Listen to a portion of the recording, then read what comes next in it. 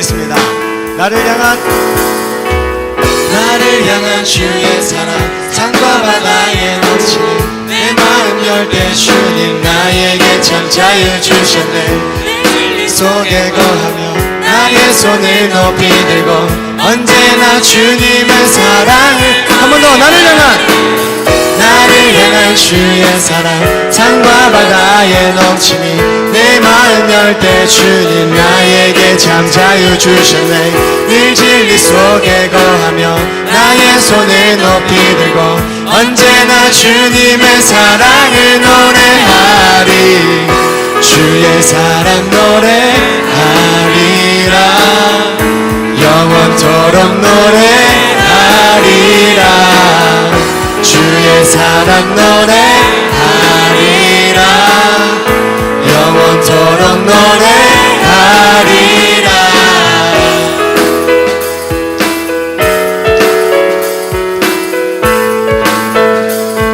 처음부터 고백하겠습니다. 나를 향한 주의 사랑 산과 바다에 넘치니 내 마음 열 때 주님 나에게 참 자유 주셨네. 늘 진리 속에 거하며 나의 손을 높이 들고 언제나 주님의 사랑을 노래하리. 주의 사랑 노래하리라. 영원토록 노래하리라. 주의 사랑 노래하리라. 영원토록 노래하리라. 내가 춤을 출 때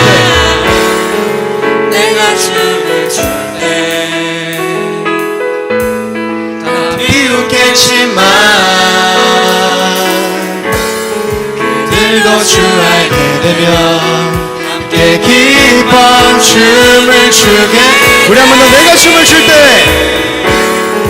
내가 춤을 출 때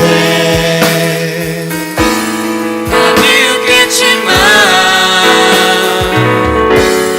그들도 주 알게 되면 함께 기뻐 춤을 추게 되리. 나를 향한 주의 사랑 산과 바다에 넘치니 내 마음 열 때 주님 나에게 참 자유 주셨네. 늘 진리 속에 거하며 나의 손을 높이 들고 언제나 주님의 사랑을 노래. 주의 사랑 노래하리라. 영원토록 노래하리라. 주의 사랑 노래하리라. 영원토록 노래. 우리 목소리로 주의 사랑 노래하리라. 영원토록 노래하리라. 주의 사랑 노래하리라. 영원토록 노래. 우리 한 번 더. 주의 사랑 노래하리라. 주의 사랑 노래하리라. 영원토록 노래하리라. 주의 사랑 노래하리라. 영원토록 노래하리라.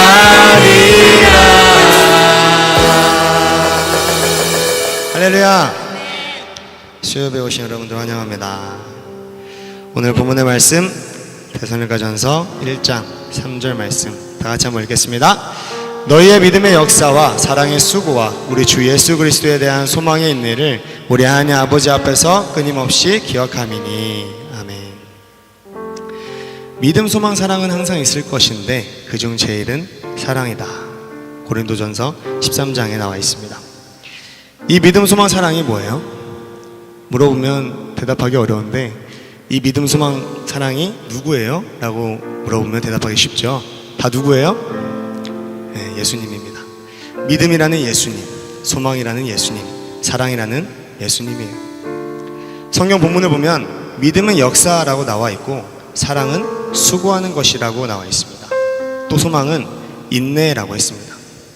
이 세 가지를 우리는 다 가지고 있어야 되는데, 다시 말하자면 예수를 가지고 있는가,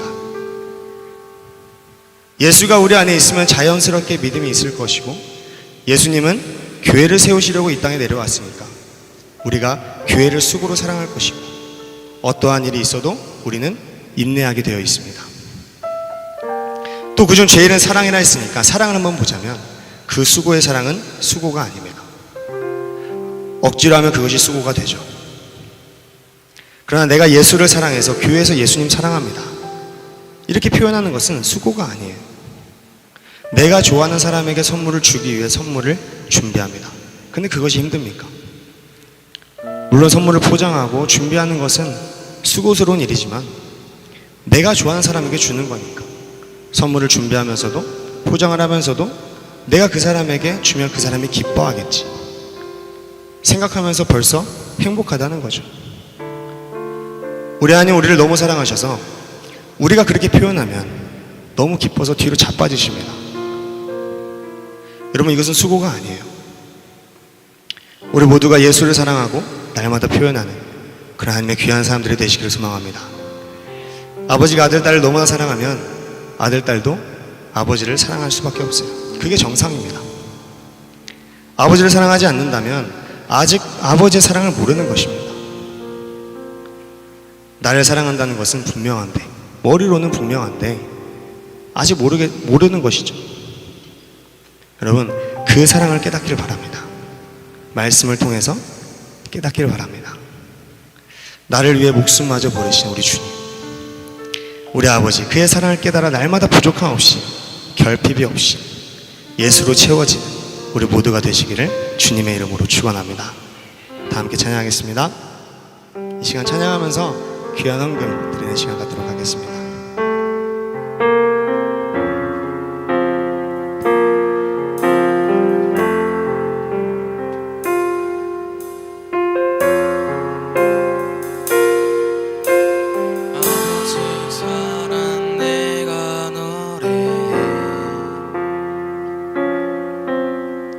아버지의 은혜 내가 노래해. 그 사랑 변함없으신 거짓없으신 성실하신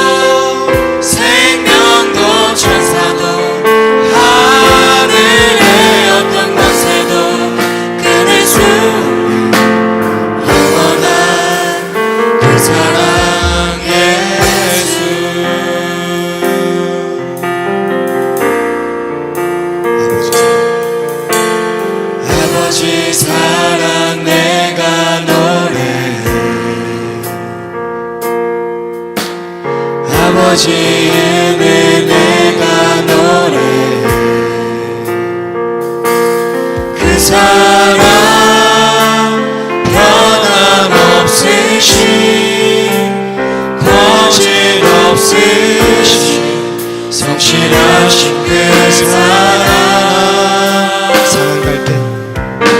상한 갈 때 꺾지 않으시는 꺼져가는 등불 끄지 않는 그 사랑 변함없으신 거짓없으신 진실하신 그 사랑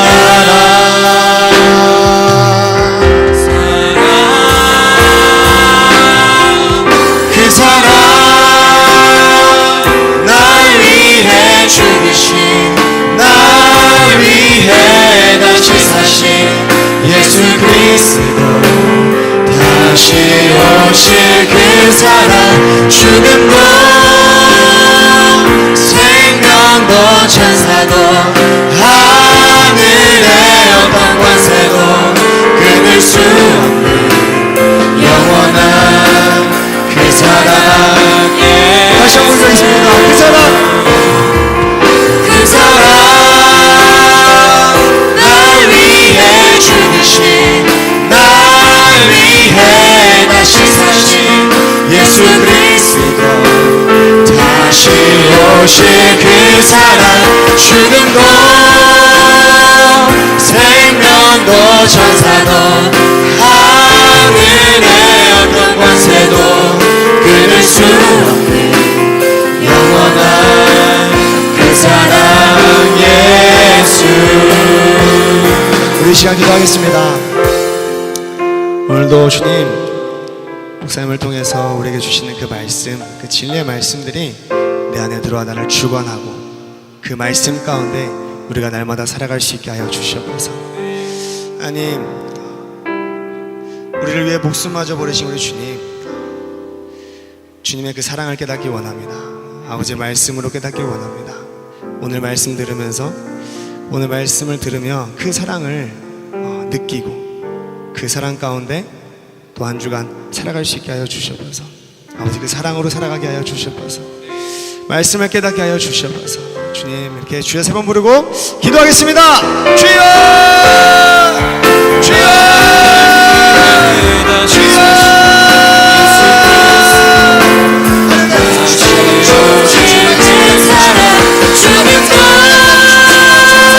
생명도 천사도 하늘의 어떤 권세도 끊을 수 없는 영원한 그 사랑 예수. 그 사랑 날 위해 죽으신 날 위해 다시 사신 예수 그리스도 다시 오실 그 사랑 죽음도 생명도 천사도 하늘의 어떤 권세도 끊을 수 없는 영원한 그 사랑 예수. 그 사랑 날 위해 죽으신 날 위해 다시 사신 예수 그리스도 다시 오실 그 사랑 죽음도 생명도 천사도 하늘의 어떤 권세도 끊을 수 없는 영원한 그 사랑 예수. 다시 한번 그 사랑, 그 사랑 날 위해 죽으신 날 위해 다시 사신 예수 그리스도 다시 오실 그 사랑 죽음도 생명도 천사도 하늘의 어떤 권세도 끊을 수 없는 영원한 그 사랑 예수. 우리 하나님 아버지, 하나님 앞에 귀한 예물 드립니다. 주님 나라 천국에 쌓아지게 도와주시고 하나님이 기쁘게 받으실 만한 예물 되게 하옵소서. 우리의 시간과 물질과 몸과 마음이 다 하나님의 것인 걸 인정합니다. 작은 것도 하나님의 것이고 큰 것도 하나님의 것입니다. 구체적으로 선교하는 것과 하나님 구제하는 일에 쓰여지게 도와주시옵소서. 하나님, 우리에게 말씀을 주셔서 그 말씀으로 살게 하옵시며 예배 철저하게 성공함으로써 우리 하나님 말씀이 우리와 더불어 하나가 되게 하시고 특별히 그 말씀을 나누며 하나님 그 나누는 그 말씀을 통해서 많은 사람들이 유익을 받게 도와주시옵소서. 우리와 늘 함께 하시는 주님께 감사합니다. 충만케 하시는 주님께 감사를 드립니다. 예수님 귀하신 이름 받들어 기도 올리옵나이다. 아멘. 주님께 감사합니다.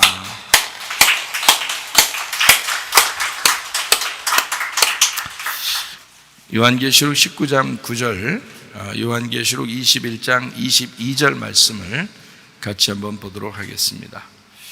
천사가 내게 말하기를 기록하라. 어린 양의 혼인잔치에 청함을 받은 자들은 복이 있도다 하고 또 내게 말하되 이것은 하나님의 참되신 말씀이라 하기로 성 안에서 내가 성전을 보지 못하였으니 이는 주 하나님 곧 전능하신 이와 및 어린 양이 그 성전이심이라. 아멘.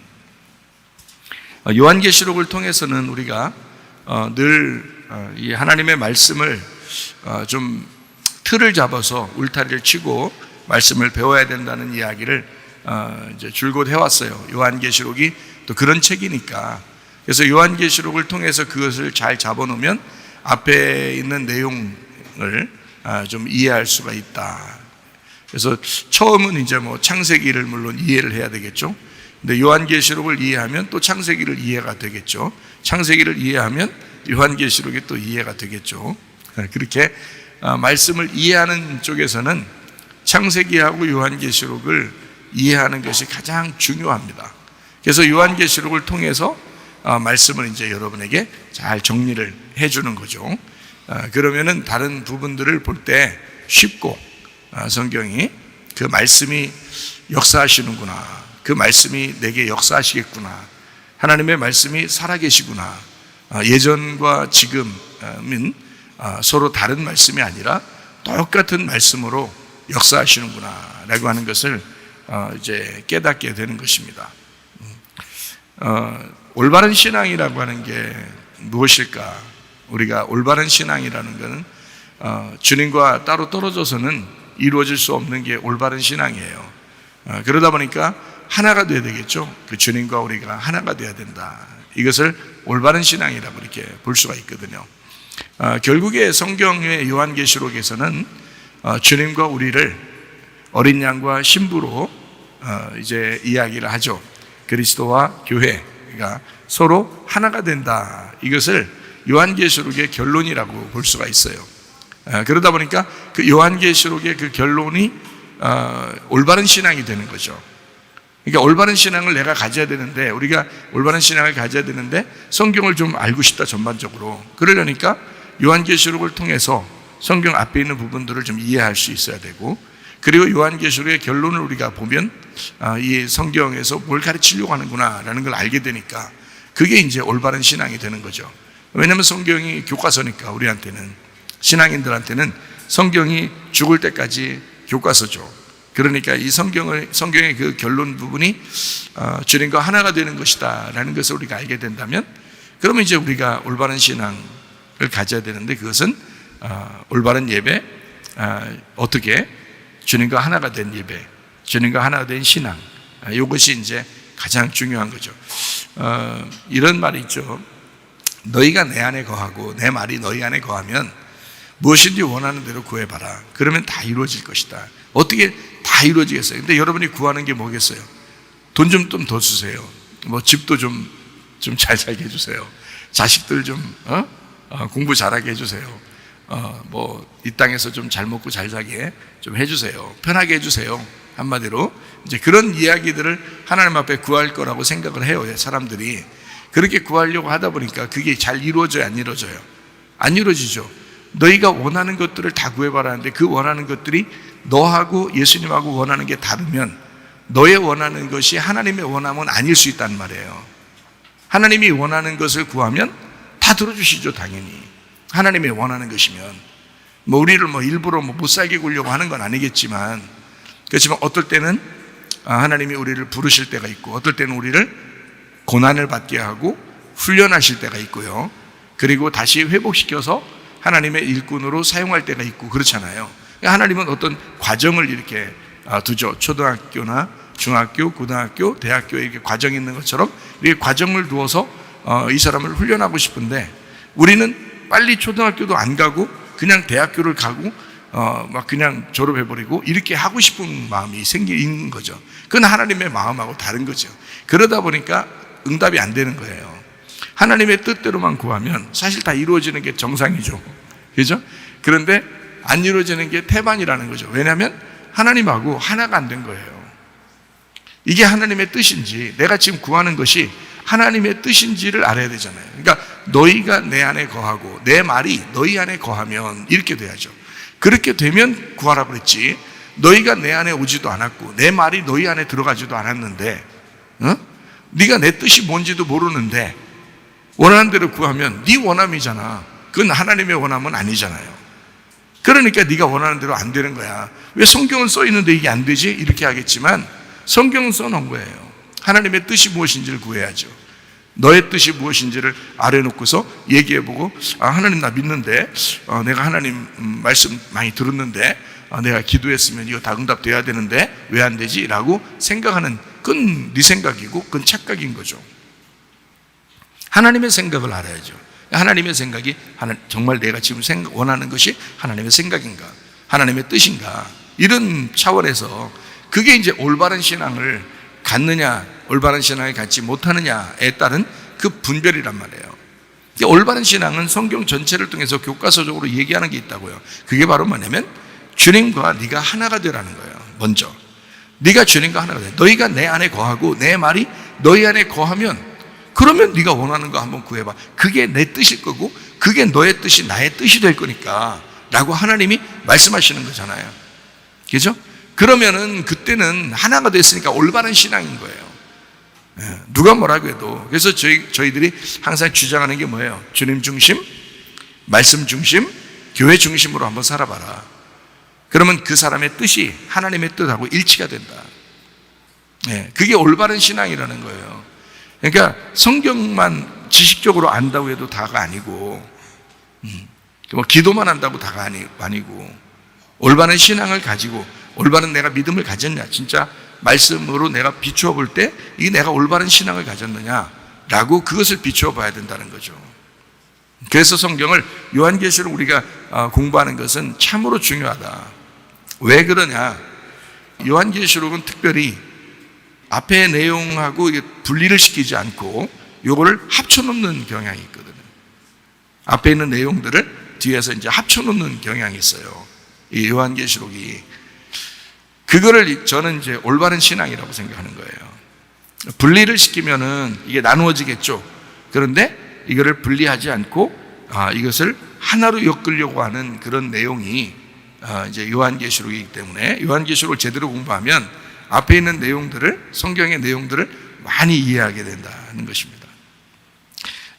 성경, 이제 우리가 성경을 통해 전반적으로 어떻게 이제 구분해야 되냐면, 여러분은 우리가 왼쪽과 오른쪽이 서로 다르잖아요. 그죠? 그런데 성경은 어떻게 해야 돼요? 왼쪽에서 오른쪽으로 가야 된다, 이렇게 얘기하는 거거든요. 그러니까 왼쪽도 나쁜 게 아니고 오른쪽도 나쁜 게 아니야. 왼쪽에서 오른쪽으로 가야 되는 그 과정을 그린 것이 너희의 인생들이고, 그 과정들이 광야 생활이고, 그게 이제 우리 성경이라고 하는 거예요.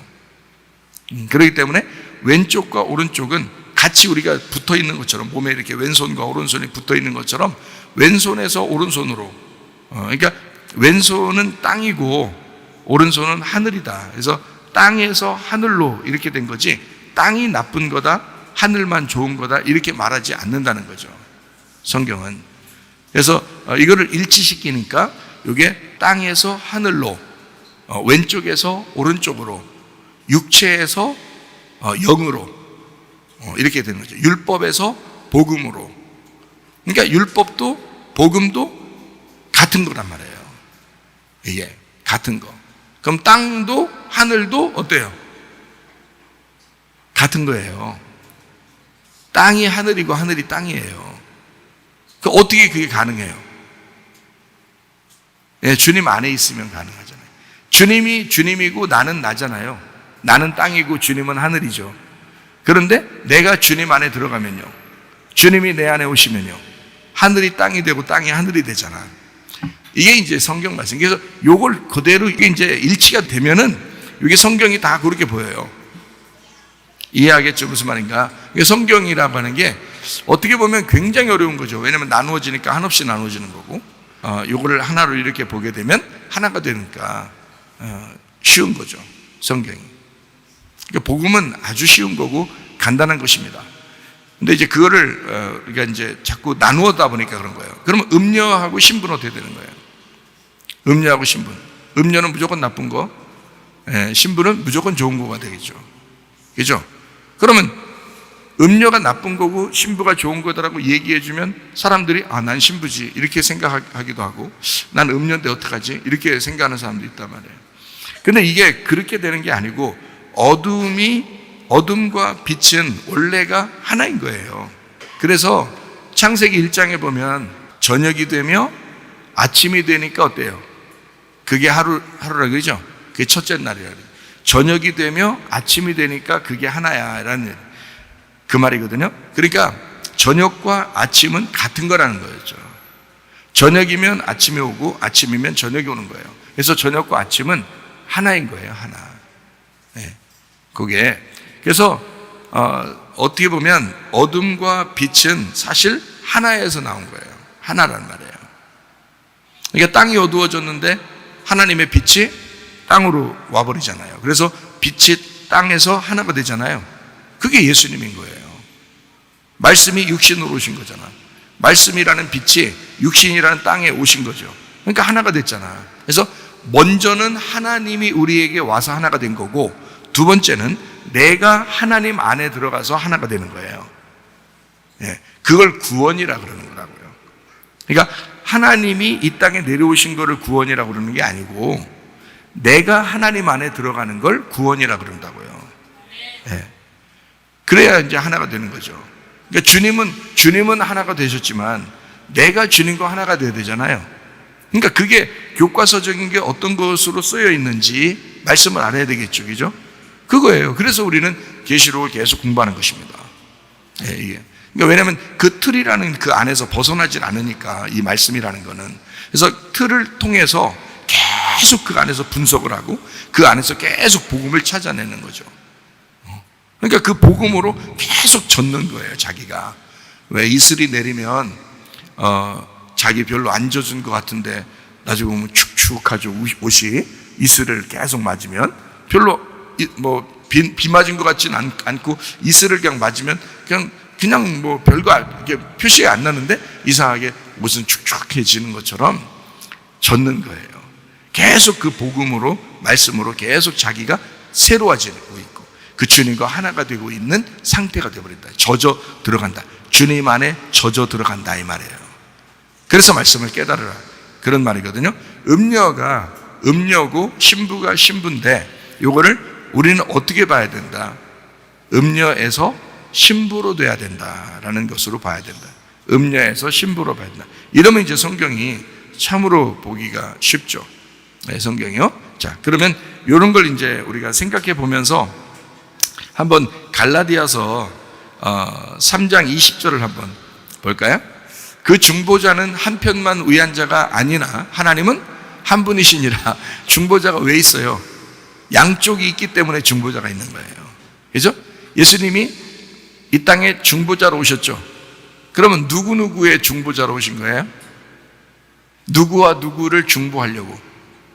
하나님하고 나하고를 중간에서 중보하려고. 그러니까 원래는 셋이죠. 예수님 있고 하나님 있고 나 있고. 원래는 셋인데 예수님이 이게 그 죽으심으로써 하나님하고 나하고 붙여놓은 거예요. 그래서 하나를 만들어 놓은 거예요. 예수님의 죽음으로. 그러니까 주님의 피값으로, 주님의 피로 비로소 하나님과 우리가 하나가 될 수가 있었다라는 그런 말씀이거든요. 중보자, 한 분이시다. 그 하나를 만들었어요. 한 편만 위하시는 분이 아닙니다. 중보자는 원래 양쪽 다 만족을 시켜줘야 되거든요. 뭐 중개업이 그러죠. 부동산 중개업이 그렇고, 이 양쪽 다 만족을 시켜줘야 되잖아요. 집을 파는 사람과 집을 사는 사람을 만족을 시켜줘야 되죠. 그게 이제 중개업이라고 하는 것입니다. 주님이 중보자가 되셨다. 둘의 중간에서 하나를 만들었다. 양쪽을 연결시켜주는 분이 되셨다는 얘기입니다. 갈라디아서 4장 21절부터 31절까지 말씀입니다. 내게 말하라. 율법 아래에 있고자 하는 자들아, 율법을 듣지 못하였느냐? 기록된 바 아브라함에게 두 아들이 있는데 하나는 여종에게서 하나는 자유 있는 여자에게서 낳다 하였으며 여종에게서는 육체를 따라 낳고 자유 있는 여자에게서는 약속으로 말미암았느니라. 이것은 비유니 이 여자들은 두 언약이라. 하나는 신의 산으로부터 종을 낳은 자니 곧 하갈이라. 이 하갈은 아라비아에 있는 신의 산으로서 지금 있는 예루살렘과 같은 곳이니 그가 그 자녀들과 더불어 종로로 타고 오직 위에 있는 예루살렘은 자유자니 곧 우리 어머니라. 기록된 바 잉태하지 못한 자여 즐거워하라. 산고를 모르는 자여 소리질러 외쳐라. 이는 홀로 사는 자의 자녀가 남편 있는 자의 자녀보다 많음이라 하였으니 형제들아 너희는 이삭과 같이 약속의 자녀라. 그러나 그때에 육체를 따라 난 자가 성령을 따라 난 자를 박해한 것 같이 이제도 그러하도다. 그러나 성경이 무엇을 말하느냐? 여종과 그 아들을 내쫓아라. 여종의 아들이 자유 있는 여자의 아들과 더불어 유업을 얻지 못하리라 하였느니라. 그런즉 형제들아 우리는 여종의 자녀가 아니요 자유 있는 여자의 자녀니라 이랬습니다. 이제 아브라함이 있고요, 그 다음에 사라가 있고요, 그리고 하갈이 있고, 이제 아브라함과 하갈이 있고, 그리고 이제 자녀들이 있는데 하나는 이스마엘이고, 하갈에서 나온 사람이 이스마엘이고, 사라에게서 나온 사람이 이삭이에요. 이 둘을 뭐라고 그랬어요? 이 두 여자를 두 언약이라 그랬어요. 그리고 두 말씀이 나온 거예요. 그게 이제 이스마엘과 이삭이에요. 그랬더니 그 여자, 언약이라는 그 여자하고 그 아들하고 어떻게 하라고 했어요? 30절에 보니까 내쫓으라고 그러죠? 그죠? 그러면 이게 뭘 내쫓으라는 거예요? 하나의 말씀을 내쫓으라는 얘기잖아요. 그죠? 말씀이 두 개인데 그 중에 하나를 내쫓아야 돼, 이런 말이잖아요. 그죠? 그럼 하나를 간직하고 네가 다른 거를 내쫓아야 돼, 이렇게 말하잖아요. 그러면 여러분 진짜 이게 아들이 있고 그 엄마가 있으니까 내쫓기도 하고 그냥 두기도 하고 그랬지만 이거를 뭐라고 그랬다고요? 말씀이라고 그랬다고요. 그럼 말씀이면 하나는 어쨌든 내버려야 되고 하나는 둬야 된단 말이죠. 그죠? 그러면 이 말씀이 어디에 있는 걸 얘기하는 거겠어요? 네, 아브라함이라고 하는 그 안에 있는 거란 말이에요. 아브라함이 아내가 둘이잖아요. 예, 아들도 둘이고, 그죠? 예, 그러니까 아브라함 입장에서는 한쪽을 내버려야 되고 한쪽은 취해야 된다는 거죠. 그러면 아브라함이라는 내가 믿음의 사람으로 올바른 신앙을 가지려면 어떻게 해야 된다? 하나를 내보내고 하나를 가지고 있어야 된다는 거예요. 그러면 하나 내보내는 그 하나를 뭐라고 얘기해야 돼? 요한계시록으로 말하면 음녀라는 것입니다. 음녀를 내보내고 신부를 받아들여야 돼라는 말이죠. 무슨 말인지 아시겠죠? 그죠? 이게 말씀이라는 말입니다. 그래서 음녀도 신부도 다 말씀을 얘기하는 거예요. 음녀도 신부도. 그러니까 말씀에서 말씀을 받아들이려다 보니까 음녀를 내보내야 된다, 이렇게 되는 거죠. 자, 어렵지 않습니다. 음녀라는 것은 성경에 요한계시록에 많이 나오지만 사실 앞에도 다 어떤 이야기냐면 우상숭배나 종교나 어떤 율법적인 거나 뭐 이런 거를 결론적으로 요한계시록에서 뭐라고 표현한 거냐면 음녀라고 표현한 것이죠. 그죠? 신부라고 하는 것은 복음을 얘기하는 거예요. 믿음을 얘기하는 거예요. 그러니까 그것은 간직해야 되겠다. 아브라함과 이삭과 사라, 이것은 이제 믿음의 언약을 얘기하는 거죠. 말씀, 복음을 얘기하는 겁니다. 신부를 얘기하는 거죠. 이렇게 신부를 받아들이고 음녀를 내보내라. 그러니까 음녀를 내보내라 라는 말은 다른 말로 종교를 내보내라 이 말이에요. 너의 종교심을 내보내라 이 말이에요. 그죠? 복음을 받아들이고 종교심을 내버려라. 근데 대부분이 사실 신앙생활 하면서 올바른 신앙이 믿음으로 신앙생활을 해야 되는 건데 종교적인 신앙생활이 참 많죠, 사실은. 왜냐하면 인간 습성이 종교적인 습성을 가지고 있거든요. 그게 이제 비는 거예요.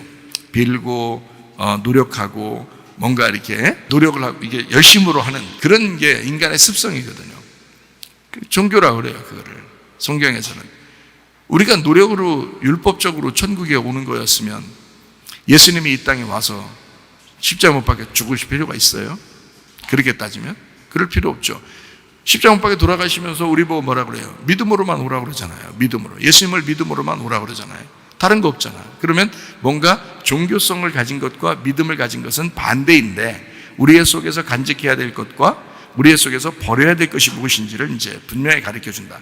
그러니까 우리 자체가 뭐냐면 음녀고 우리 자체가 신부다. 그러니까 나라는 음녀에서 나라는 신부로 바뀌어야 된다는 것을 얘기하는데 나라는 음녀성을 가진 말씀에서 율법적인 거죠.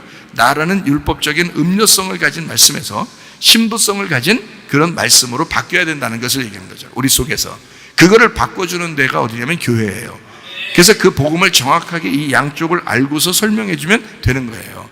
그러면 그걸 깨닫게 되는 거구나. 아, 성경이 이런 식으로 돼 있구나. 순서가 이런 식으로 돼 있구나. 라는 것을 이제 알게 되는 거죠. 자, 갈라디아서 3장 18절 말씀입니다.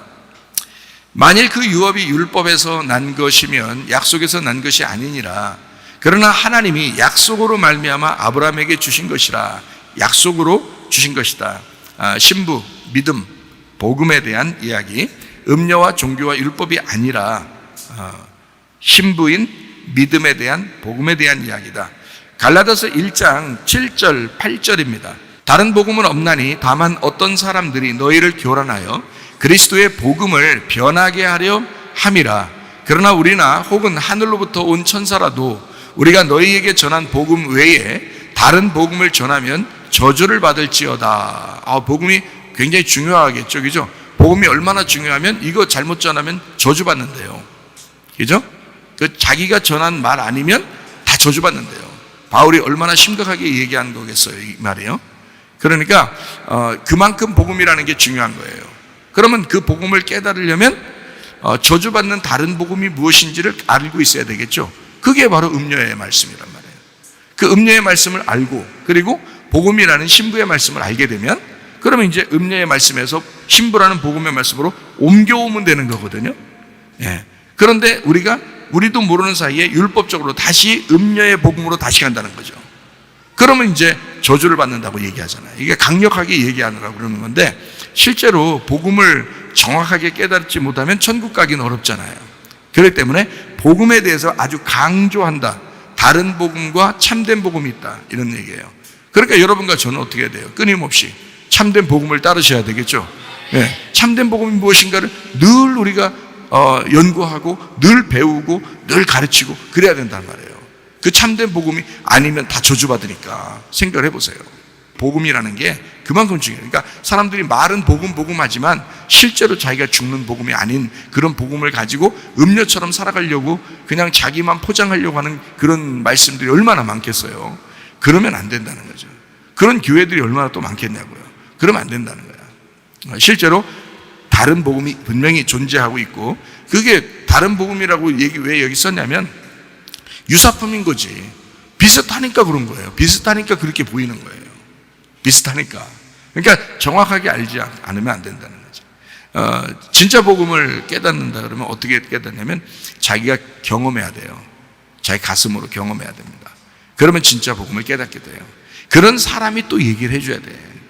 그 참된 복음이 무엇인지를.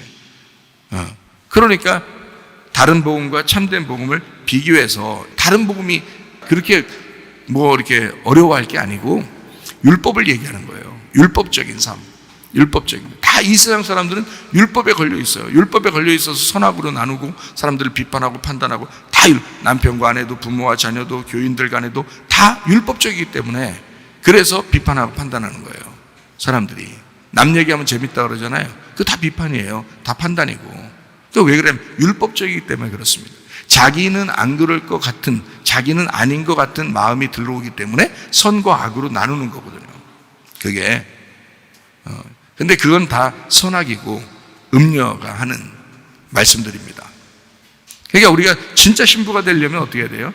주님께서도 우리가 너 땅이고 넌 어둠이야. 그런데도 이 빛이 그걸 받아들이겠다는 거예요.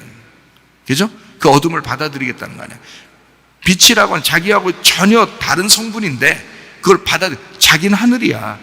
땅하고는 전혀 다른 성분이야. 근데 하늘이 받아들이겠다는 거야, 땅을. 예. 그러니까 빛이라고 하는 게 어둠하고 전혀 다른데 어둠을 받아들이겠대요. 참.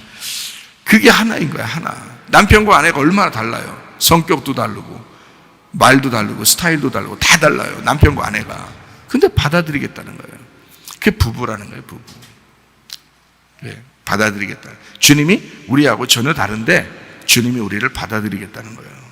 그 정도 사랑받은 사람들이 이 땅에서 부부가 사랑 안 하는 말도 안 되지. 그죠? 네. 용서하지 못할 사람이 있다? 말도 안 되죠. 왜냐하면 주님의 사랑을 그렇게 받았다고 생각하고 예배드리는 사람들이 서로 용서하지 못한다? 이건 말도 안 되는 소리입니다. 예. 그건 안 되죠. 다 용서할 수 있습니다. 다 용납할 수 있어요. 예. 갈라디아서 3장 10절 말씀. 무릇 율법 행위에 속한 자들은 저주 아래에 있나니. 그랬죠? 아까 다른 복음이면 어떻게 해요? 다른 복음이면 저주받는다 그랬잖아요. 그죠?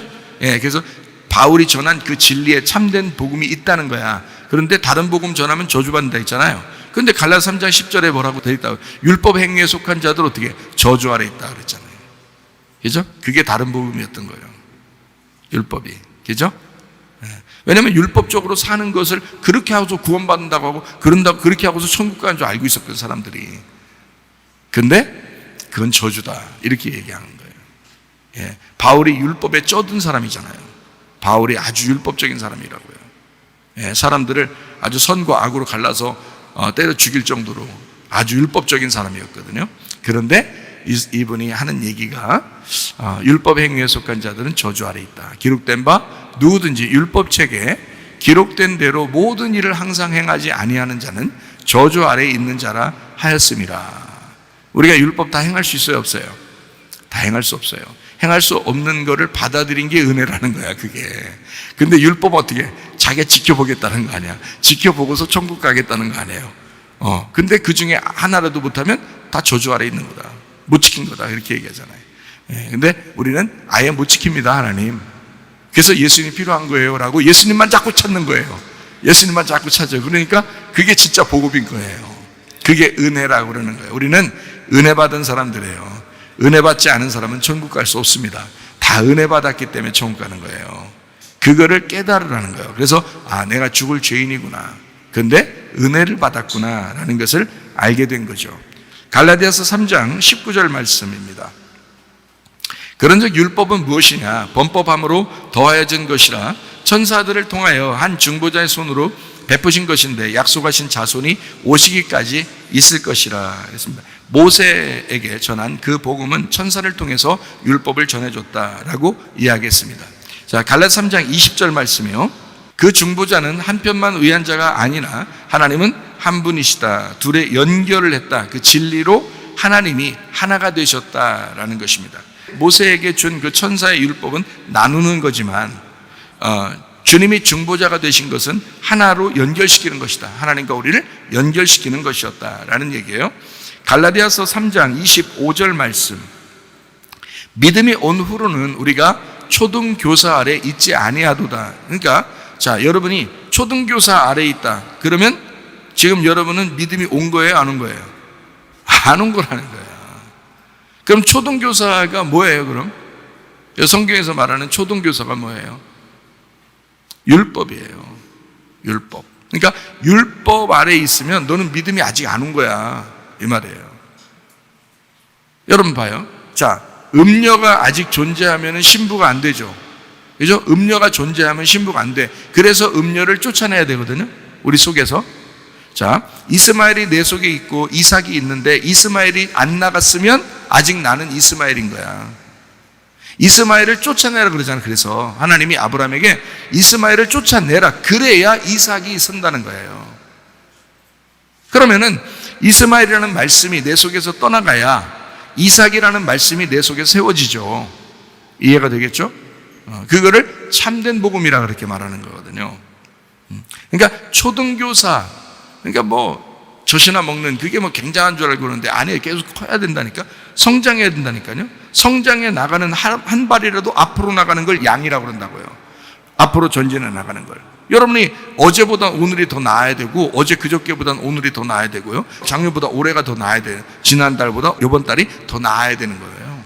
이번 달보다 다음 달이 훨씬 더 성장하고 있었어야 되는 거예요. 그래야 이게 살아있는 사람인 거예요. 살아있는 사람은 성장하는 특징을 갖고 있잖아. 그게 양이라 그러는 거예요. 양. 성경에서 말하는 양이죠. 초등교사에게 있는 것은 믿음이 아직 안 왔기 때문이다. 율법 아래 있기 때문이다 라는 말이고요. 히브리서 5장 14절 말씀. 단단한 음식은 장성한 자의 것이니 그들은 지각을 사용함으로 연단을 받아 선악을 분별하는 자들이니라. 선악이 무엇인지 딱딱 분별을 한단 말이에요. 자기는 하나가 된 거예요. 단단한 음식을 먹고 있는 사람이 되었다. 초등교사 아래 있지 아니하고, 그죠? 젖을 먹지 않고 단단한 음식을 먹게 된 사람이 되었다, 이 말이에요. 예. 그러니까 성장한 거죠. 반드시 양이 된 거죠. 예. 신부인 거죠. 음료같이 헷갈린 게 아니죠. 예. 신부가 된 거죠. 견고하게 어린 양 대신 신랑을 따라가는 자이죠. 단단한 음식을 먹는 사람. 그러니까 율법에서 은혜로 넘어와야 된다, 이런 말입니다. 율법적인 삶에서 여러분, 신앙이 올바른 신앙을 가지려면 여러분, 율법적인 신앙에서 은혜를 받는 은혜의 신앙으로 옮겨와야 된다, 그 말이에요. 예, 율법에서 은혜로 넘어와야 된다. 육신이라고 하는 것과 영이라고 하는 게 있어요. 그러면 육신은 보이는 거예요, 안 보이는 거예요? 보이는 거예요. 육신은 보이는 거고, 영은 보여요, 안 보여요? 안 보이는, 그러니까 보이는 것에서 안 보이는 신앙으로 올라와야 된다는 거예요. 보이는 신앙은 음료인 거고, 그러니까 사람들 신앙생활 하면서 교회 다니면서 참 어처구니 없는 사람들이 누구냐면, 자기 좀 알아달라는 사람들이 진짜 어처구니 없는 사람들이에요. 자기 좀 알아달라는 거예요. 아, 자기 뭐 봉사했다는 거예요. 자기 뭐 교회 우리에서 헌신했다는 거예요. 그 어처구니 없는 사람들입니다. 물론 우리 교회는 안 알아주지만, 그런 거 별로 안 알아주지만 그럴 때 감사하셔야지. 우리 목사님 원래 안 알아줘, 뭐 이래서 또 그 기분 나쁘다는 거야? 원래 뭐 안 알아줘. 그러니까 알아줄 때도 있어요. 수고한다고 얘기도 하고 그러죠. 저도 뭐 모두 사주기도 하고 그러기도 하죠. 그런데 교회 와서는 사실은 자기가 보이려고 하는 육신의 행동이 사라져야 되는 거예요. 보이지 않는 헌신, 보이지 않는 봉사, 보이지 않는 주님을 사랑하는 그 마음, 이런 것들이 더 발전해야 되는 거예요. 그러니까 육신의 삶에서 영의 삶으로 와야 되는데, 육신의 삶은 보이는 것이다, 영의 삶은 보이지 않는 것이다. 그러므로 보이지 않는 신앙으로 자꾸 가야 그게 진짜 믿음이라는 것입니다. 보이지 않는 신앙으로 가요. 네. 참 진짜 믿음을 우리가 소유해야 되겠죠. 그러니까 옳은 신앙을 우리가 가져야 된단 말이에요. 옳은 신앙은 어떻게 해야지 갖는다고요? 어떤 게 진짜 옳은 신앙이라고? 주님과 내가 떨어지는 게 아니고, 떨어지면 음료예요. 주님과 우리가 하나가 되면 올바른 신앙. 예, 그러니까 너희가 내 안에 거하고 내 말이 너희 안에 거하면, 이거죠. 그러니까 우리는 주님 안에 거하고 주님의 말씀이 우리 안에 거해서 하나가 된, 한 뜻, 한 생각을 가지고 살아가는, 한 판단력을 가지고 살아가는, 예, 선과 악을 분명히 구분해서 주님 안에서 하나가 된 그런 사람들이 되셔야 합니다. 완성되지 않은 하나님의 법이 바로 율법입니다. 완성되지 않았어요. 율법이 완성됐으면 예수님이 왔겠어요? 그죠? 율법이 완성되지 않았으니까 예수님이 오신 거예요. 예수님이 와가지고 그 율법을 완성을 시킨 거죠. 그러니까 사실 우리에게는 율법으로 아직 머무르지 말고 예수님의 법으로 머물러야 되잖아요. 그죠? 근데 사람들은 예수님 왔을 때도 예수님을 이렇게 치워버리고 옛날에 있는 그 율법을 자꾸 따른 거예요. 예수님 왔는데도. 그런 사람들이 이제 수건에 눈이 이제 가리워져서 수건을 덮어놓고 사는 그런 사람들이 되는 거죠. 수건을 풀러놓고 이렇게 살아야 되겠죠. 부활의 삶을 살아야 되는데, 영적인 삶을 얘기하는 것입니다. 완성된 하나님의 법 안에 사는 사람들이 되셔야 됩니다. 그러므로 완성되지 않은 그 율법에서 완성된 사랑의 법으로 와야 된다는 거죠. 그게 진짜 주님의 법이니까 그 완성된 법으로 돌아와야 된다. 그래서 성경을 글자로 이렇게 보는 사람들이 참 많거든요. 뭐 그래요. 뭐 어떤 사람들은 뭐 이런 얘기도 하고, 어떤 사람 저런 얘기도 하고, 또 어떤 뭐 신학도 다 달라요. 신학도 뭐 자유주의 신학도 있고, 뭐 무슨 보수주의 신학도 있고, 또 문자주의도 있고, 또 무슨 뭐 다른 이렇게 에큐메니칼도 있고, 이렇게 다 신학이 다 다른데, 제가 볼 때는 사실 하나 될 수 있는 방법이 있어요. 어떤 신학도 여러 종류의 신학인데 하나 될 수 있는 방법이 있는데, 그게 바로 뭐냐면 성경을 문자로 보면 다 나눠져요. 문자로 보면. 왜냐면 이 성경 글자가 자기가 보는 대로 다르거든요. 자기가 보는 대로 글자가요. 그런데 성경을 영적으로 이렇게 내용을 보잖아요. 이 성경의 그 온 목적, 성경을 쓰신 하나님의 목적, 그 목적이 있을 거 아니에요. 그러니까 구원이 있고요. 그죠? 우리를 구원하려고 쓴 것이 있죠. 근데 그것이 하나가 아니에요. 사실은 교회를 위한 목적입니다. 교회가 그걸 양식으로 먹어야 되니까 그런 거예요. 이 성경이라는 건. 그러니까 구원을 주시지만 교회를 세워서 양식으로 먹여주려고 하는 그 하나님의 그 배려입니다. 그 아버지의 마음이에요. 이게 성경의 내용인데 그 내용을 우리에게 밥으로 먹여주려고 한다면 이 내용 전체가 사실은 누군가가 파악하고 있어야 된다는 거죠. 이게. 그죠? 그래서 그 양식을 계속 나누어 주고 그 양식을 먹는 그것이 필요하죠. 그러니까 이것을 내용으로 이렇게 보면요. 모든 신학이 사실은 의미가 없어요. 모든 신학이. 누구나 다 얘기할 수 있는 거예요. 서로. 근데 문자적으로 이렇게 보잖아요. 우리는 문자주의야. 뭐 이런 사람들도 있는데요. 그분들도 이해가 되죠. 무슨 말인가. 성경은 뭐 1.1핵이라도 변함이 없어. 그러니까 누가 변했대요? 변한다는 게 아니라 내용이 중요하다는 얘기지. 속에 있는 뜻이 중요하다. 주님도 와서 그렇게 뜻을 얘기해 주려고 했고 하나님 마음을 설명해 주려고 했고 사도들도 다 그 구약에 있는 내용들을 다 이런 글자된 것은 이런 뜻이 있다라고 잘 설명을 해 주려고 예를 들어서 아브라함이 있다, 사라와 하갈이 있다, 이삭과 이스마엘이 있다. 그러면 거기에 대한 이것은 두 언약 말씀을 얘기하는 것이다 라고 설명하려고 했지 그 사람에 대해서 누가 어떤 민족이냐, 누가 유대 민족이냐, 누가 아브라함의 자손이냐, 뭐 이런 식으로 성경을 볼 수는 없다는 얘기입니다. 그렇게 보면 다 나누어지겠죠, 그죠? 예, 지금도 택한 백성이 따로 있는 거예요. 그러면 성경대로 따지면 그게 이스라엘 사람들인 거예요. 지금도 택한 백성으로 따지면 그럼 우리는 뭐예요? 다 이방인인 거예요. 이방인 어느 정도 기간이 끝나면 이제 주님이 재림하시면서 이방인들 시대가 끝난다. 뭐 이렇게 얘기하죠. 그러면 그 문자적으로 따지면 지금에 있는 이스라엘은 다 구원받아야 된다. 이렇게 얘기하고 그러죠. 근데 많은 사람들이 이스라엘 사람들이 지금 막 꿈에서도 나타나고 예수님을 믿는 막 경향이 지금 많이 생겨나고 있거든요. 성경대로 참 뭔가 이루어지고 있는 사인이 보여요. 그렇다고 해서 이스라엘 사람들이 다 구원받겠어요? 그렇지 않아요. 지금 이스라엘 사람이나 지금 이방인이나 똑같습니다. 똑같아요. 하나님의 백성들은 예수님 안 믿는 사람이나 믿는 사람이나 사실 다 똑같아요. 그래서 자기가 하나님을 믿는 이스라엘 사람도 자기가 하나님을 믿으면 되고요. 스님도 주님을 만나서 하나님 믿으면 되는 거고요. 우리도 주님을 믿으면 되는 거예요. 주님을 믿는 사람들이 하나님의 백성인 거예요. 지금은 똑같거든요.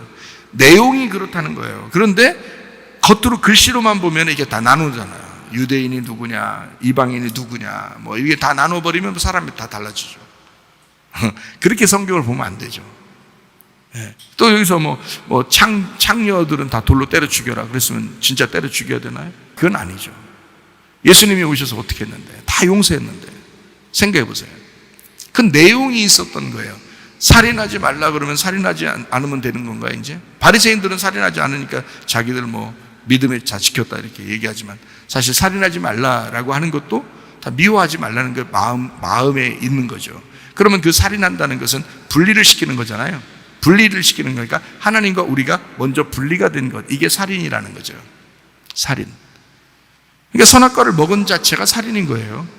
이게 하나님을 살해해버린 것입니다. 우리가 그것을 이 땅에 내려와서 그 살해 당하신 예수님이 그것을 증명해낸 겁니다. 결국 누가 죽인 거냐면 우리가 죽인 거예요. 우리가 선악과 먹고 우리가 예수를 죽인 거야. 그거를 진짜 회개하고 구원받은 사람은 막 엉엉 울죠. 왜냐하면 자기가 예수를 죽였으니까. 그게 구원인 거예요. 그냥 예수님 믿겠습니다 이런다고 그냥 다 구원받고 그런다고 구원받았겠어요? 그러니까 네 생활이고 다 네 생활대로 하잖아요. 자기 생활 다 없어지죠. 진짜 구원받으면. 진짜 구원받고 진짜 주님 목적대로 성경대로 산다면 자기 생활 다 없어지죠. 주님을 위해서만 살죠. 그렇지 않겠어요? 네. 주님과 하나 된 삶을 살죠. 교회를 위해서, 주님을 위해서 살아가죠. 근데 사람들이 자기의 어떤 문자적인 어떤 중심에 딱 이렇게 매여가지고 다 나눈다면, 근데 사실은 이것을 내용으로 본다면 성경이 다 이제 모두 다 하나가 될 수 있는 거예요. 어떤 사람도 다 용납할 수 있는 내용이 되는 것입니다. 성경 말씀은요. 그렇게 내용을 아는 거예요. 우리가 내용을 자꾸 설명해 주는 것은 바로 그래서 그런 거예요. 모두 다 서로 다른 사람들이 없다는 거예요. 하나님의 귀한 존재들이라는 거예요. 한 사람이라도 구원받게 하려고 하나님은 아주 애쓰시는 거죠. 예. 그 내용을 자기의 마음을 알려줌으로써 하나님의 마음이죠. 예, 그런 것입니다. 그래서 내용을 봐야 된다라는 얘기고요. 구약 성경에 보면 제사를 많이 드립니다. 제사 예배죠. 근데 신약에 오면은 어떤 예배를 드려요? 영과 진리의 예배를 드리라고 그러잖아요. 영과 진리 예배는 우리가 뭐 잘 알죠. 많이 찾아봤으니까 우리가 이제까지. 요한복음 4장 23절 24절의 말씀이죠. 아버지께 참되게 예배하는 자들은 영과 진리로 예배할 때가 오나니 곧 이때라. 아버지께서는 자기에게 이렇게 예배하는 자들을 찾으시느니라. 하나님은 영이시니 예배하는 자가 영과 진리로 예배할지니라. 이렇게 영과 진리로 지금은 예배드려요. 구약 성경은 어떻게 해요? 제사로 예배드렸죠, 다. 그런데 예레미야 7장 21절부터 26절까지 보면 이렇게 나와요. 만군의 여호와 이스라엘의 하나님께서 이와 같이 말씀하시되 너희 희생 제물과 번제물의 고기를 아울러 먹어라. 사실은 내가 너희 조상들을 애굽 땅에서 인도해 낸 날에 번제나 희생에 대하여 말하지 아니하며 명령하지도 아니하고 오직 내가 이것을 그들에게 명령하 이르기를 뭐라고 했냐면 제사 드린다는 거 그거 하라고 얘기한 거 아니라는 거예요. 예레미야 때 멸망했잖아요, 예루살렘이. 예레미야에 나오는 얘기입니다. 그러니까 하나님이 예레미야를 통해서 뭐라고 얘기하는 거냐면 내가 언제 제사 드리라고 그랬냐 이거 말이에요. 내가 언제 니네 보고 제사 드리라고 했냐. 그러니까 이게 구약에 있는 율법의 과도기, 지금 마지막 과도기, 너희들이 이래서 멸망하는 거야 라고 그 너희들이 글자적으로 제사를 드리라고 하니까 진짜 제사 드린 거예요. 글자적으로 제사를 드리라고 하니까. 그래서 율법적으로 제사를 드렸더니 하나님이 하는 말이 내가 언제 제사 드리라고 했어 이렇게 말하는 거죠. 그러니까 그것 때문에 멸망시키는 거야 라는 얘기잖아요. 그리고 뭘 이제 세운다는 거예요? 영과 진리의 예배를 세운다는 얘기잖아요. 예수님 오셔서. 그죠? 그러니까 계속 이게 읽어보면 그렇게 나와 있죠. 자, 너희는 내 목소리를 들으라. 그리하면 나는 너희 하나님이 되겠고 너희는 내 백성이 되리라. 너희는 내가 명령한 모든 길로 걸어가라. 그리하면 복을 받으리라 하였으나 그들이 순종하지 아니했다. 귀를 기울이지도 아니하고 자신들의 악한 마음의 꾀와 완악한 대로 행하여 그 등을 내게로 돌리고 그 얼굴을 향하지 아니하였으며 너희 조상들이 애굽 땅에서 나온 날부터 오늘까지 내가 내 종 선지자들을 너희에게 보내되 끊임없이 보내었으나 너희가 나에게 순종하지 아니하며 귀를 기울이지 아니하고 목을 굳게 하여 너희 조상들보다 악을 더 행하였느니라 이랬습니다. 다시 말하면 제사 지내라고 얘기했던 게 아니라 말씀 잘 들으라고 했던 거예요. 말씀 잘 들으라고. 구약 성경에서도 주님은 원한 게 뭐냐면 그 속에 있는 내용, 너희가 제사를 드려라라고 말할 때는, 하나님 말할 때는 그 속에 있는 내용, 내 말 좀 잘 들어라 그 말이었단 말이에요. 하나님 말씀을 부지런히 잘 들어라, 순종해라 그 말이었거든요. 그런데 말씀 듣질 않고 교만했다 사람들이. 그리고 제사는 불나게 드렸다. 아주 불 피우면서 불나게 드렸다. 제사는 하나님이 나 그거 원하지 않았어. 내가 글자로 그냥 썼다고 다 니네 했잖아. 니네 이렇게 나한테 한다고 예배 막 드린다고 그거 다 나한테 덤비는 거야. 그게 다 나한테 덤벼보는 거야. 나는 그런 걸 원하지 않았고 내가 이스라엘 백성들을 애굽에서 끌어내서 광야로 나올 때 그렇게 명령하지 않았어. 나 그렇게 얘기한 거 아니야. 하나님이 그러잖아요. 예레미야서에 놀랄 노자죠. 이스라엘 백성들이 망하면서 이런 얘기를 들으면 얼마나 놀랄 노자입니까? 그죠? 하나님의 마음하고 전혀 다른 행동들을 하고 있었던 거예요. 여러분도 마찬가지예요. 여러분 예배 드리면서 우리가 혹시 우리가 하나님의 뜻에 합당하지 않은 그런 예배를 얼마나 많이 드리겠냐고요. 하나님의 그러니까 마음을 알아야 돼. 말씀을 자꾸 깨달아야 돼요. 하나님이 원하는 게 무엇이냐라는 걸 자꾸 깨달아야 돼요. 자, 소금이 빠진 헌물이 있어요. 레위기 2장 13절이 있습니다. 네 모든 소제물에 소금을 쳐라. 내 하나님의 언약의 소금을 네 소제에 빼지 못할지니 네 모든 예물에 소금을 드릴지니라. 소금 빼고 예배 드린 사람들이 있다는 거예요. 소금 빼고. 그런데 소금을 치고 예배를 드리라는 거예요. 그 소금이 뭐냐면 복음이에요. 그게 예수님이라고요. 빛과 소금이라고 그러잖아요. 그죠? 말라기 3장 10절 그 11조가 소금인데 만군의 여호와가 이르노라 너희의 온전한 11조를 창고에 들여 나의 집에 양식 있게 하고 그것으로 나를 시험하여 내가 하늘 문을 열고 너희에게 복을 쌓을 곳이 없도록 붙지 아니하나 보라 그렇게 했어요. 11조가 복음이고 예수님이십니다. 그게 소금이에요. 그걸 빼놓고 예배를 드리는 거야, 사람들이. 그러니 하나님 받겠냐고. 아니라고요. 11조 대신 그 소금이신 그 복음의 예수님을 빼놓으면 안 된다. 그건 예배가 아니다. 예수님을 빼놓으면 안 된다. 다 자기 생각 가지고 예배를 드리는 사람이 얼마나 많은가. 그러면 의미가 없다. 이런 얘기입니다. 자, 법궤가 있는데 그 속에 십계명이 있습니다. 그거를 막 지키는 사람들이 있어요. 지키는 사람. 옛날엔 다 그랬죠. 근데 성경 요한계시록 19장 9절에는 이렇게 말씀하고 있습니다. 천사가 내게 말하기를 기록하라. 어린 양이 혼인 잔치에 청함을 받은 자들은 복이 있도다 하고 또 내게 말하되 이것은 하나님의 참되신 말씀이라. 이 사람들은 하나님의 참되신 말씀이 되었다라는 말이거든요.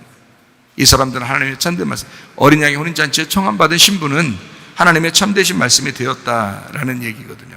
말씀을 지키는 게 아니라 말씀이 되는 사람이 돼야 되는 거죠. 우리는 말씀이 돼. 그러니까 자기가 얼만큼 해야, 얼만큼 있어야 말씀이 되는지를 생각해 보시라고요, 여러분. 얼만큼 그 양식을 먹고, 얼만큼 내가 그 주의 말씀을 먹고 양처럼 그렇게 살아야 그 말씀이 되는지를 생각해 보셔야 된다. 한순간에 되는 건 아니겠죠. 말씀이 되는 건. 그게 완전한 습관이에요. 완전한 습관. 그 말씀에 대해서 완전한 습관, 그 사람이 돼버리는 거예요. 고린도후서 5장 7절 말씀입니다.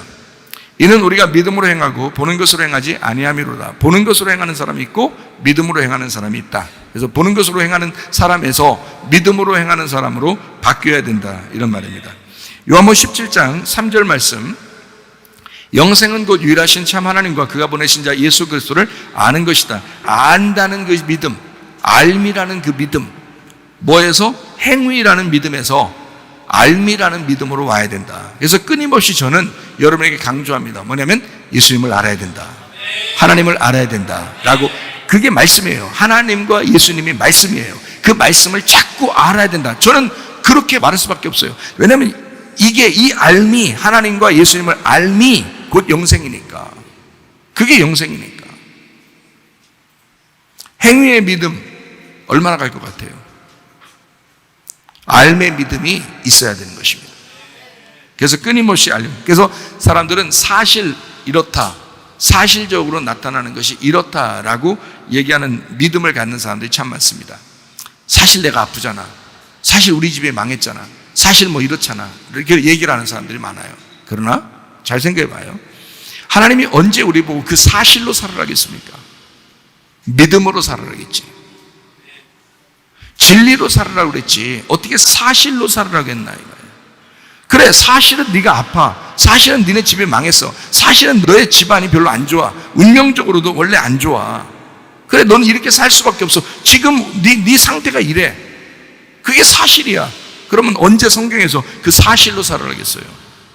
진리를 발견하고 진리로 살아라겠죠. 요한복음 8장 32절 말씀입니다. 진리를 알지니 진리가 너희를 자유롭게 하리라. 진리 안에서 살아라고 그랬지. 그 사실은 그래 라고 하는 거 그거 누가 몰라. 말 안 해도 아는 거, 다 보면 아는 거. 근데 그 보이는 걸로 사는 게 아니라 그 속에 믿음, 하나님께서 우리에게 그 속에 보이지 않는 그 진리가 있는데 그 속에 하나님의 뜻이 무엇이냐, 하나님이 우리에게 바라시고 원하시는 것이 무엇이냐, 하나님이 뭐라고 말씀하시고 싶어 하시는 것이냐, 그 진리로 사는 사람들이 되셔야 된다는 거예요.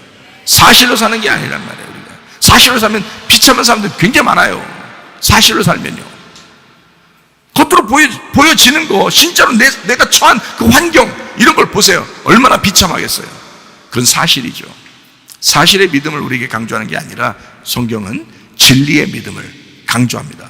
진리로 살아가는 거예요. 사실은 네가 겉으로 볼 때 그렇지만 보이지 않는 그 세계에서 하나님이 얼마나 너에게 자유를 주고 싶어 하는가, 얼마나 진리를 깨닫게 하고 싶어 하는가, 하나님의 뜻이 무엇인가, 이거를 발견하는 것이 중요하다. 그 진리의 믿음을 가지고 있어야 되는 것입니다. 요한복음 6장 63절 말씀. 살리는 것은 영이니 육은 무익하니라. 내가 너에게 이른 말은 영이요 생명이라. 육으로 사는 사람이 있고 영으로 사는 사람이 있어요. 여기는 말씀은 레마입니다.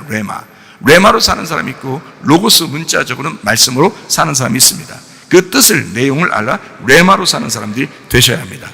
문제가 있으면 그 답이 있어요. 답이라고 하는 건 예수 그리스도가 답입니다. 다른 모든 것이 우리에게 있다 할지라도 그건 답이 될 수가 없어요. 근데 예수 그리스도는 우리에게 답이십니다. 그분이 답이에요. 그분이 해답이에요. 예수 그리스도 안에 돌아오셔서 그분에게서 해답을 한번 찾아보시라고. 하나님이 원하시는 그 뜻이 무엇인지를 한번 찾아보시라고요. 하나님에게서. 그러면 그 예수가 여러분에게 답을 가르쳐 주실 것입니다. 분명히 여러분에게 알려주셔요. 왜냐하면 보이지 않는 믿음을 가지고 우리가 살려고 하는 것이니까. 육신의 성전이 있고 마음의 성전이 있습니다. 육신의 성전에서 벗어나서 마음의 성전으로 돌아오셔야 합니다. 우리의 마음의 성전, 진짜 우리 마음속에 하나님의 성전이 있는가? 그 마음 안에서 성전의 삶을 살으셔야 된다. 율법 선포에서 율법으로 사는 사람들이 있는가 하면 율법을 완성하는 사람이 있다. 요한계시록 21장 22절 말씀입니다. 성 안에서 내가 성전을 보지 못하였으니 이는 주 하나님 곧 전능하신 이와 및 어린 양이 그 성전이심이라. 성전이 예루살렘 성과 하나가 되었다. 율법이 완성되었다라는 말입니다. 이게 분리가 되면 어린 양이 따로 있고 신부가 따로 있으니까 율법을 지켜야 되겠죠. 그러나 어린 양과 신부가 하나가 되면 율법이 완성되는 것이거든요. 로마서 13장 10절 말씀. 사랑은 이웃에게 악을 행하지 아니하나니 이러므로 사랑은 율법의 완성이니라. 사랑으로 모든 율법이 완성된. 사랑이 빠지면 아무것도 아니에요. 믿음, 소망, 사랑이 있는데 사랑이 없으면 아무것도 아니다 그러잖아요. 그죠?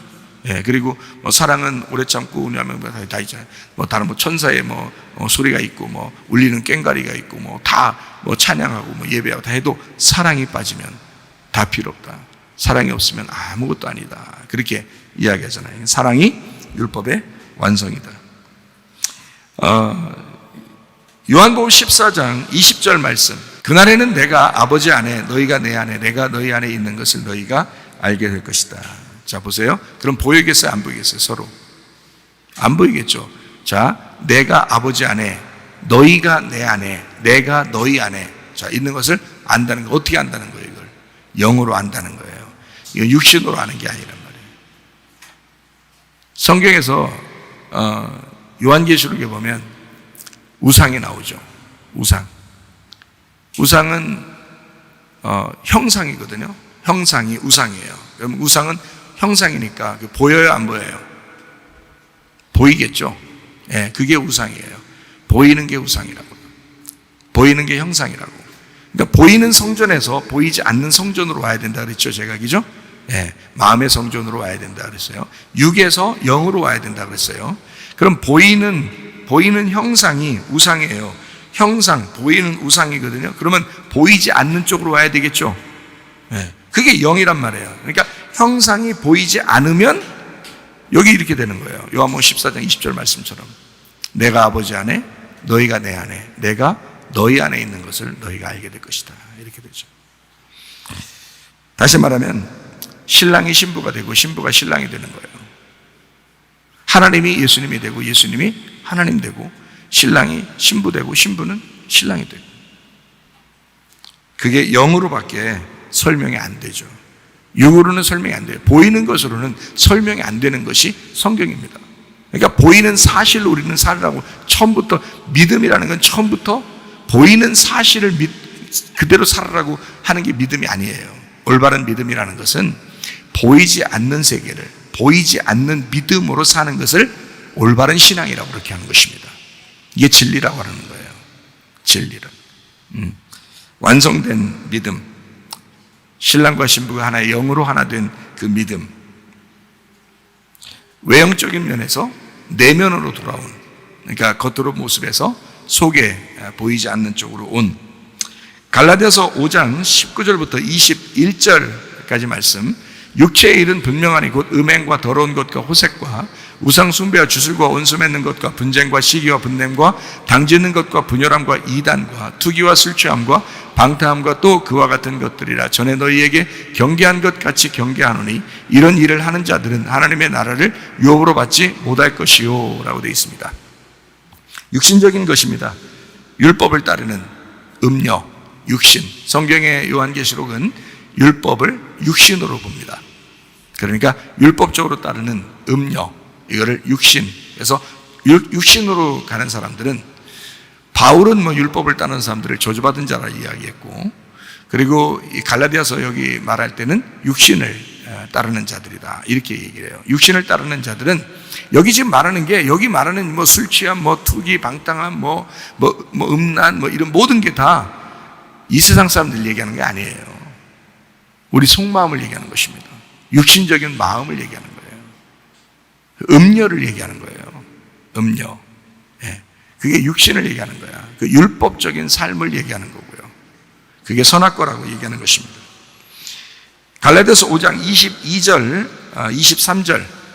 오직 성령의 열매는 사랑과 희락과 화평과 오래 참음과 자비와 양선과 충성과 온유와 절제는 이 같은 것을 금지할 법이 없느니라. 그러니까 죄와 사망의 법에서 생명의 성령의 법으로 옮겨야 된다. 음녀의 법에서 신부의 법으로 옮겨야 된다라는 말씀입니다. 율법을 따르는 자에서 율법을 완성된 자로, 그러니까 음녀에서 신부로 와야 된다. 여기가 요한계시록을 보면, 그러니까 성경이 다 풀리죠.